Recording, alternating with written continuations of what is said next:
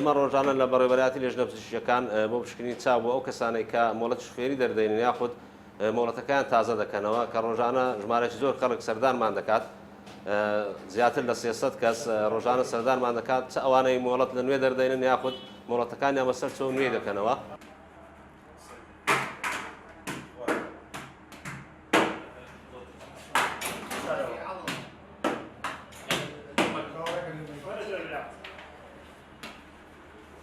لە ڕۆژانی شەمە تاوەکو ڕۆژانی پێنجشەمە هەموو ڕۆژ لیژنەکانی پزیشکی هاژن لە بەڕێوەبەرایەتەکەمان هەیە.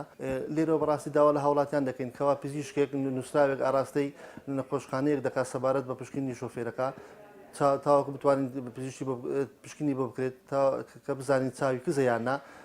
لەبەر ئەوەیە بەرامبەرەکە پێویستی بە چاوێرکە هەیە ئەو چاوێرکەش بۆ سەلامەتی خۆی و سەلامەتی هاوڵاتیانە.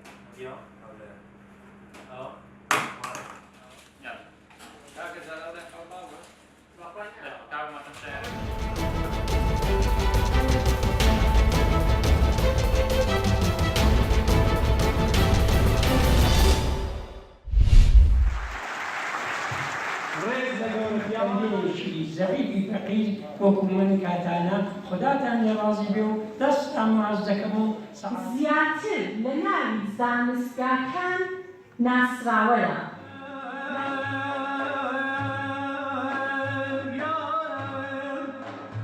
دیارە کەسایەتی مامۆستا ئەبووبەکری حەسەن زادە ئەوەندە بەرزە کە ئێمە ئەم کۆڕەی بۆ بگرین و بەو شێوەیە ڕێزی لێ بگرین. مامۆستا ئەبووبەکری حەسەن زادە دیارە هەم کەسایەتیەکی ئەخلاقیە، هەم کەسایەتیەکی کۆمەڵایەتیە و هەم کەسایەتیەکی زانستیە و لە هەر سێ ئەم زەمینانەیە لە هەر سێ بوارەکەیە واقعان شیاوی ئەوەیە کە ڕێزی لێ بگرێت.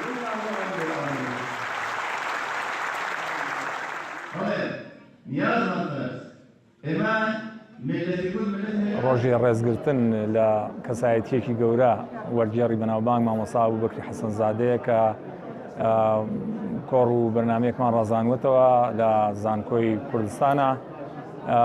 لەو ڕۆژەدا دە کەس لە میوانانی ئێمە زانایان و مامۆستایانی پایەبەرز لەبارەی کەسایەتی مامۆستا و وتاریان داناوە پێشتری چەند کەسێک وەکو دیمانەیان وەکو کلیپ بڵاو بووتەوە.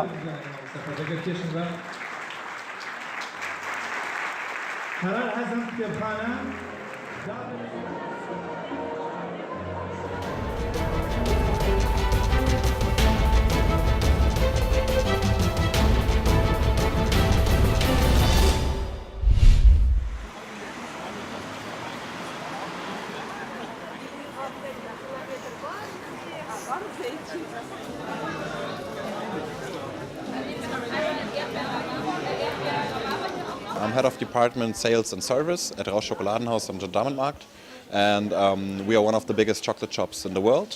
We are famous for our truffles and pralines. We have a lot of truffles and pralines and the longest praline desk in the world.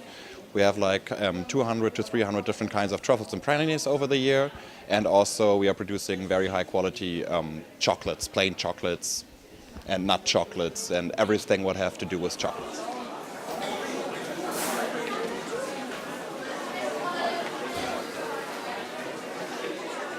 I'm a school teacher. We're here with a group of 61 teenagers.